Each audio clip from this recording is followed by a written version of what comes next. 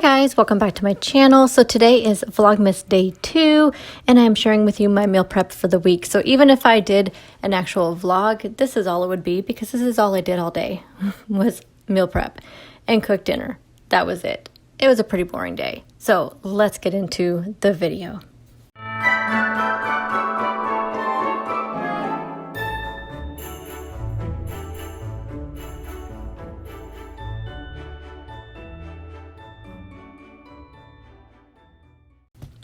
So first up, I am making some buffalo chicken dip. I will eat this with celery or pork rinds, and honestly, you guys, it's good even on its own. You don't even really need anything for it.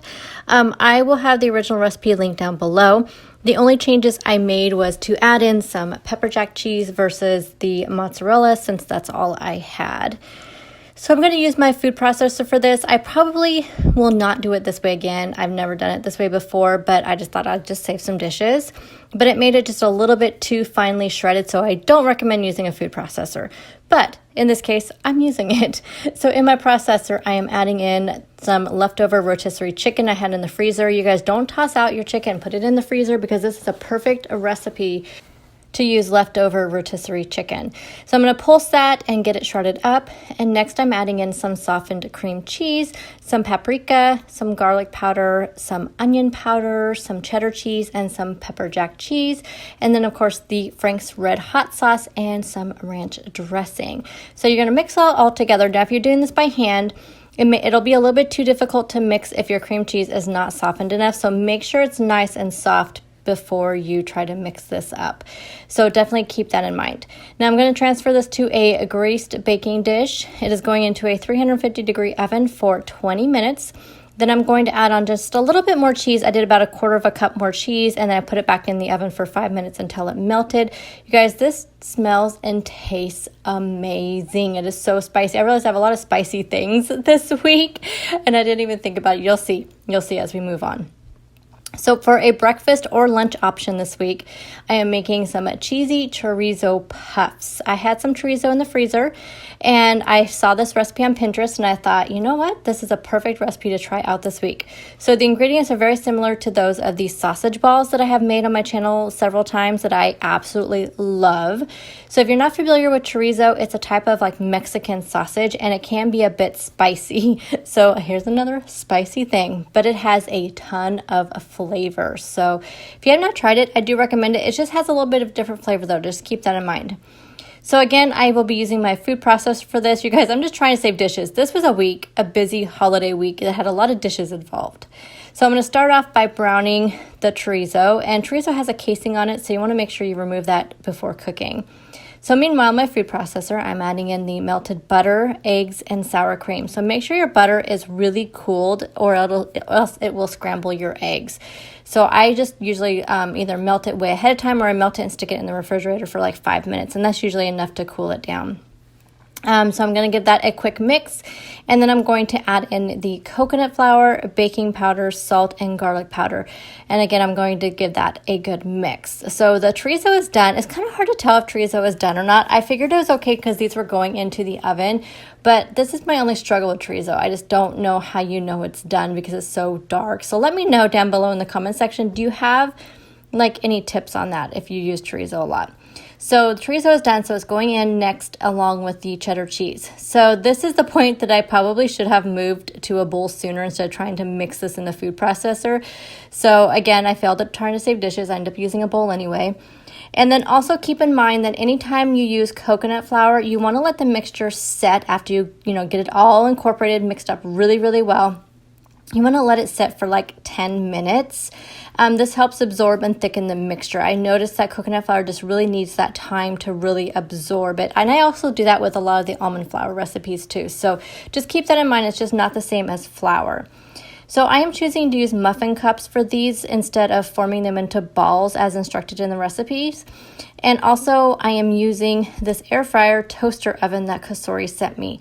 Now this video is not sponsored. As you guys know, Kosori has been very generous to quite a few YouTubers over the last few years, and they send out products for us to try, and they want us to let you guys know what we think about the products. So I have never used a toaster oven before, so I actually was pretty excited to try this out. Since I will be using the baking setting, I went ahead and preheated the oven prior to putting in the muffins. I have to admit, I did not read the instructions. I guess you're supposed to preheat it for everything. Found that out later. I am using the air fryer basket for these muffins. I have a basket, plus I also have a regular oven rack, but the oven rack, they're kind of far apart, and I thought the muffin cups would sit better on the air fryer basket, so that's what I'm using. They are going to go in a 375-degree oven for 15 minutes. So here they are. You guys, this oven cooked them perfectly. So far, I'm very impressed. It's the very first time I've even turned it on and used it. So these puffs turned out really super tasty. I think you guys will like them, but they're a little spicy. So next up is another lunch option, another spicy lunch option. This is a 3-meat keto chili. Now I will link the original recipe down below. I did everything exactly the same except for I did not put beans in it, of course. So since this chili will not have beans, I like to make it hearty by adding in the 3 different kinds of meat. So that's why I really liked this recipe. So I am choosing, though, to use stew meat, ground pork, and I'm using actually the Italian hot sausage for this, and also bacon. You can use any combinations of meat that you want. I believe the original recipe uses ground beef, pork, and bacon.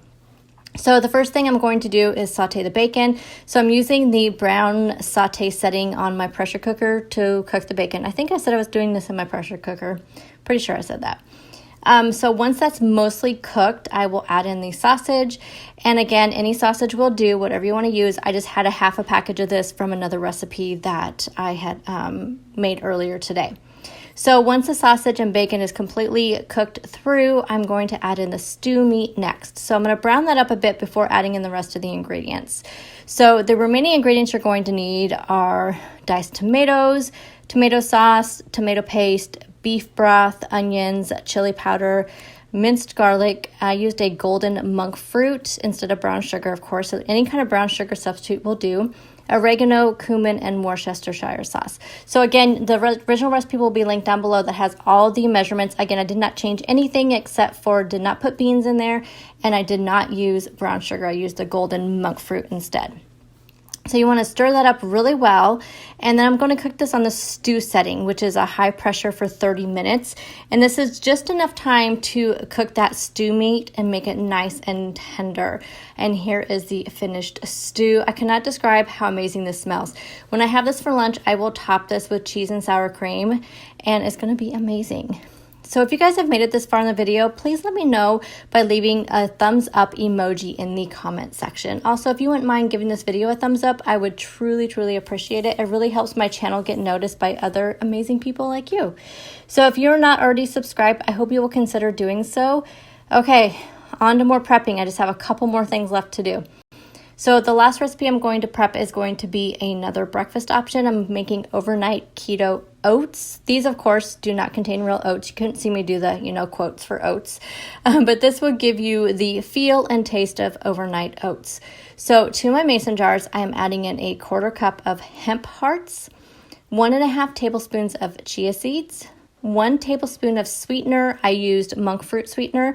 You can also use like a keto-friendly maple syrup. I really wish I would have used the ChocZero syrup. I almost did, but I decided not to. A 1/2 teaspoon of vanilla. I'm also sprinkling some pumpkin pie spice in there and a little bit of salt.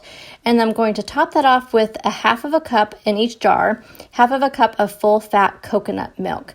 Now you can also use unsweetened almond milk, of course, as well. So I'm going to give these jars a good shake, and then these are going to the refrigerator. So here's some topping ideas for you guys. Blueberries, slivered almonds, almond butter, unsweetened coconut, sugar-free chocolate chips. So stay tuned for my daily vlogs this week, and you'll see how I dress these oats up.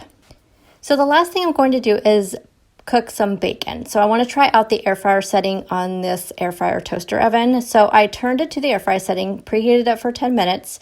I love how this air fryer basket is flat. Now I know they have like these same type of air fryer toaster oven things at Costco, And I've always been curious about them because I feel like this is going to make for like much less curly bacon, although curly bacon tastes the same as flat bacon. So, you know, really don't matter too much. But if you're using it for like, I don't know, BLTs or something. So this will go in at 400 degrees for 8 minutes. Again, this all depends on your air fryer and your desired crispiness. On my other air fryers, I do 400 degrees for about 8 minutes also. And these are how mine turned out. So I will be sharing more ways to use this air fryer toaster oven. And once I have used all the settings, I will give you more in-depth review as I use each setting. So in the meantime, though, I will put a link for this down in the description box. Also down in the description box will be links to all of these recipes. And I also will have the overnight oats recipe written out down there. So there you go, guys. There's everything that I prepped today for a successful and on-track week. I am back to tracking every single day. So stay tuned for my daily vlogs to hear more about that. And thank you guys so much for taking time to watch this video. It really means the world to me. And happy Vlogmas, you guys.